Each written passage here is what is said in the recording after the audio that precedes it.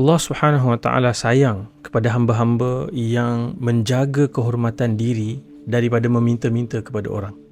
Dalam kata lain, Allah sayang kepada hamba-hamba yang mempunyai sikap mandiri, merdeka, independence. Walaupun seseorang itu ada banyak tanggungan dan beban, tapi Allah sayang kepada orang yang gigih berusaha cari solusi dan jalan keluar tanpa mudah-mudah nak pergi meminta, apalagi mengemis daripada manusia. Tentunya kita dalam kehidupan ada pelbagai beban. Ada orang masalah kewangan, beban kewangan yang berat dengan hutangnya, dengan pendapatannya yang mungkin sangat sedikit. Ada yang dibelenggu beban emosi, masalah yang pelbagai, tidak ada orang yang memahaminya, mungkin kesihatan mentalnya tidak baik, dan pelbagai lagi beban-beban tanggungjawab yang kita ada. Tapi daripada ujian-ujian yang Allah Subhanahu Wa Taala berikan kepada kita ni, satu golongan yang Allah Subhanahu Wa Taala sayang adalah orang yang tidak menjadikan masalah mereka sebagai alasan untuk sentiasa meminta-minta dan mengharapkan pemberian orang lain. Ada satu hadis Nabi SAW yang cukup menarik, di mana satu hari Nabi SAW kata Jibril AS telah datang kepada Nabi kita Muhammad SAW dan meninggalkan 5 nasihat, 5 pesanan.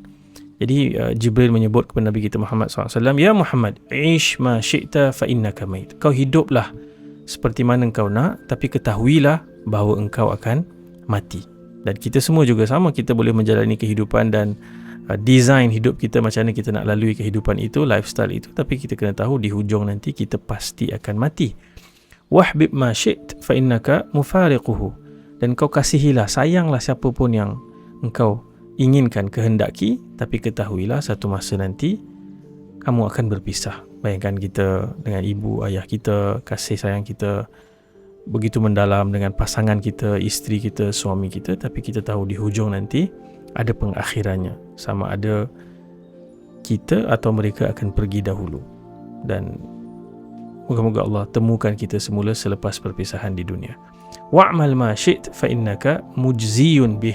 Kau buatlah amal apa pun yang engkau mahukan, kau inginkan, ketahuilah engkau akan diberikan ganjaran. Dan inilah dua ataupun rangkap terakhir daripada hadis ini yang memberikan kita pesan yang terkait dengan bagaimana Allah sayang kepada hamba-hambanya yang mandiri, yang tidak meminta-minta.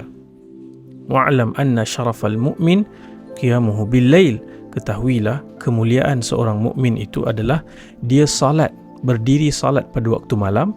Wa izzahu istighna'uhu 'anil nas. Dan kehormatannya, self-worthnya adalah pada dia merasa cukup daripada manusia. Dia tidak meminta-minta, dia tidak sentiasa mengemis dan mengharapkan belas kasihan orang lain.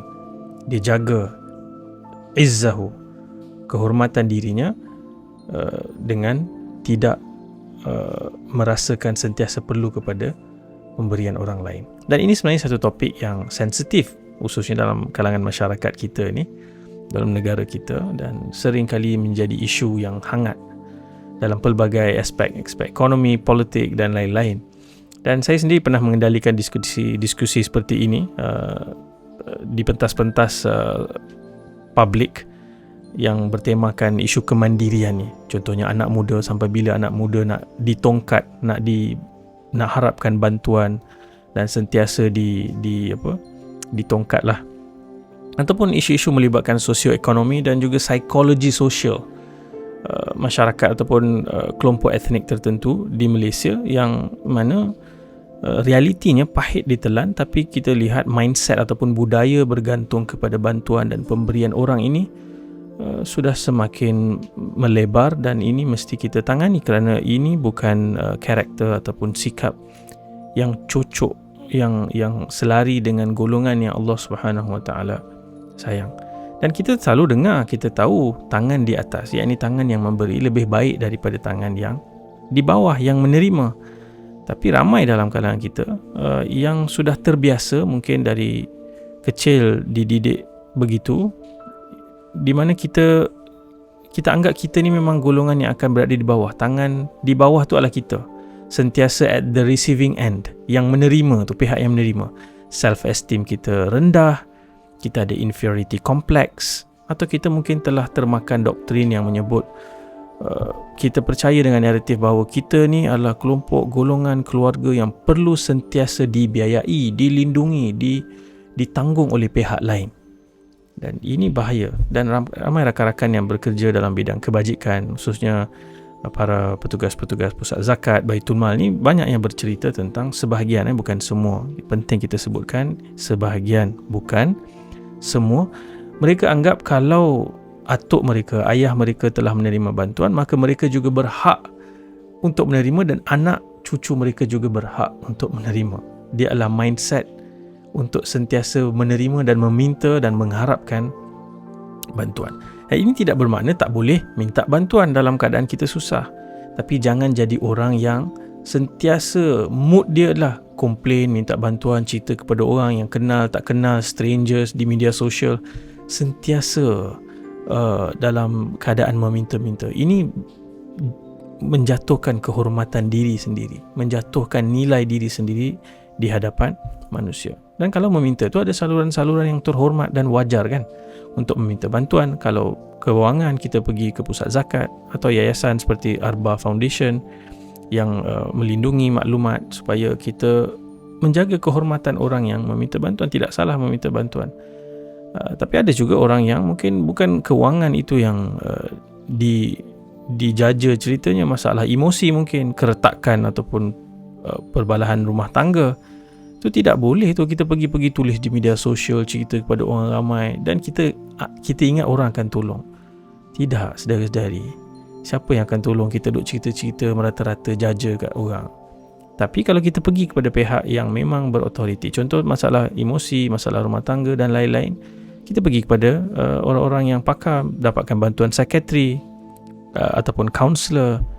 Dan itu bukan hanya boleh, bahkan sangat-sangat wajar, perlu untuk kita pergi jumpa pihak-pihak ini untuk dapatkan bantuan yang bersesuaian dan melindungi diri kita daripada meminta-minta kepada orang ramai secara terbuka begitu. Jadi itu penting untuk kita belajar daripada kisah ini, daripada hadis ini. Dan ada satu kisah yang menarik daripada kisah Nabi Ibrahim AS dan Nabi Ismail AS. Setelah Nabi Ibrahim tinggalkan Hajar AS dan juga Ismail di lembah yang tidak ada hidupan, panjang ceritanya kan. Tapi kemudian Allah SWT keluarkan air Zamzam, Allah datangkan Arab Jurhum yang lari daripada Yaman, dan kemudian wujud satu bandar peradaban tamadun baru di kota Mekah. Sehingga kemudian Nabi Ismail ni bukan orang Arab, tapi dia membesar kemudian berkahwin dengan salah seorang perempuan daripada Arab Jurhum. Maka kita lihat Nabi Muhammad SAW adalah daripada keturunan Nabi Ibrahim yang dipanggil sebagai Arab kacukan, Arab al-Musta'ribah, Arab yang telah dicampur lah. Jadi satu hari Nabi Ibrahim datang ziarah. Waktu ini disebutkan dalam beberapa riwayat bahawa Hajar AS sudah tidak ada, sudah meninggal. So datang Nabi Ibrahim, cari Nabi Ismail, tak jumpa. Pergi ke rumah Nabi Ismail, bila ketuk, keluarlah isteri Nabi Ismail AS. Dia tak kenal siapa Nabi Ibrahim tu, dia nampak ada lelaki tua. Dan Nabi Ibrahim tanya, mana Ismail? Dia kata, Ismail keluar mencari nafkah untuk kami. Kemudian Nabi Ibrahim pun tanya soalan, macam mana kehidupan, macam mana keadaan semua? Dan dia kata, dah lah, dia tak kenal siapa Nabi Ibrahim tu. Dia kata, kami mengalami banyak keburukan, kehidupan kami sempit, penuh dengan penderitaan berat. Dan dia mengadu, komplain kepada Nabi Ibrahim tentang kesusahan dia. Dan Nabi Ibrahim dengar, kemudian pesan kepada isteri dia, nanti bila suami kamu pulang, sampaikan salam aku kepada dia, dan pesan kepada dia bahawa ada orang datang dan suruh tukar pintu rumahnya. Abstrak kan, nasihat yang diberikan tu, kiasan, tukar pintu rumah. Jadi bila Nabi Ismail balik, dia tanya ada orang datang ke? Dia kata, ya, ada orang lelaki tua tadi datang. Dia tanya macam mana keadaan kita, saya cerita. Kemudian dia pesan, suruh kirim salam dan tukar pintu rumah. Nabi Ismail kata, yang datang tadi tu ayah aku, Ibrahim, dan dia suruh aku ceraikan kau, hantar kau balik semula ke keluarga. Kemudian Nabi Ismail kahwin lagi dengan seorang perempuan Arab. Dan seterusnya datang lagi episod Nabi Ibrahim ziarah. Nabi Ibrahim tanya, macam mana keadaan kamu? Mana Ismail? Ismail keluar. Dan apa keadaan kamu? Dan isteri Nabi Ismail yang baru ini menjawab, kami selalu dalam keadaan baik dan berkecukupan. Dan dia memuji-muji Allah, Alhamdulillah, Alhamdulillah. Nabi Ibrahim tanya makan apa, dia kata kami makan daging. Minum apa? Kami minum air. Nabi Ibrahim pun doakan, ya Allah berkatilah mereka dalam daging dan air mereka. Jadi bila Nabi Ismail balik, dia tanya, ada orang datang ke tadi? Isteri dia kata, ya ada. Datang orang tua, penampilannya sangat baik, dan dipuji orang tua yang datang tu. Kemudian ditanya, ada pesan? Dia kata dia pesan dikirim salam, dan dia kata kekalkan atau pertahankan pintu rumah ni. Jadi Nabi Ismail kata yang datang tadi tu ayah aku, dan dia pesan supaya aku pertahankan dan terus hidup dengan kau.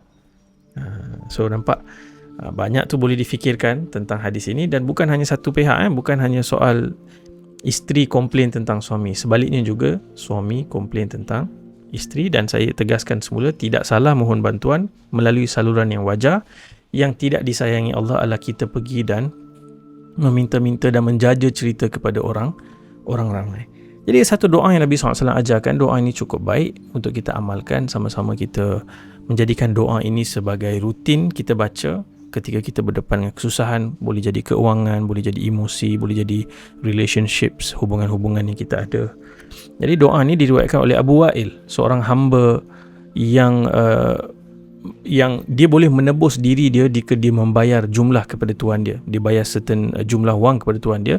Dia datang jumpa Ali radhiyallahu anhu. Hamba ni kata kepada Ali, wahai Ali, sesungguhnya aku tidak mampu untuk membayar tebusan kepada tuan aku ni, nak merdekakan diri. Jadi Sayyidina Ali ni kata radhiyallahu anhu kepada lelaki ni, nak tak aku ajarkan satu doa yang diajarkan oleh Rasulullah kepada aku? Jika engkau sebutkan dan engkau mempunyai hutang sebesar bukit Sabir, maka Allah akan langsaikan hutang tersebut untuk kamu. Kata kalau engkau ada hutang sebesar bukit Sabir pun Allah akan langsaikan hutang tu.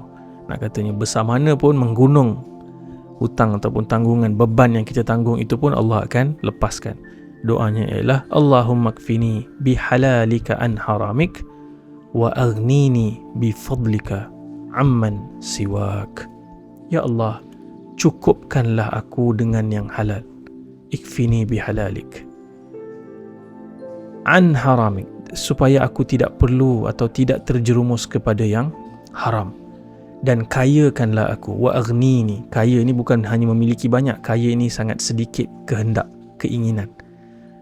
Dan cukupkanlah, datangkanlah rasa cukup dalam diriku dengan kurniaanmu, tanpa aku mengharapkan kepada selainmu.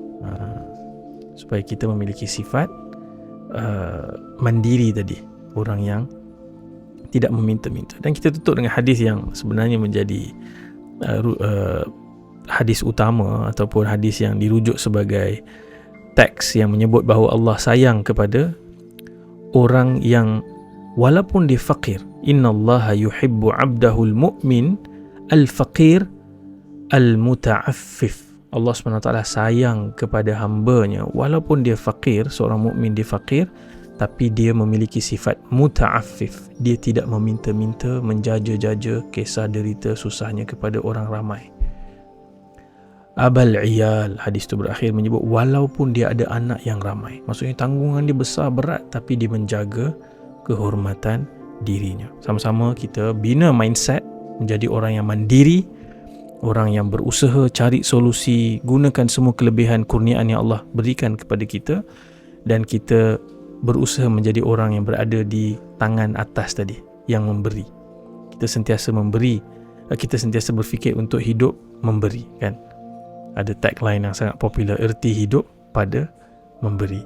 Semoga kita tergolong dalam kalangan orang-orang yang Allah SWT sayangi. Sekian, Assalamualaikum warahmatullahi wabarakatuh.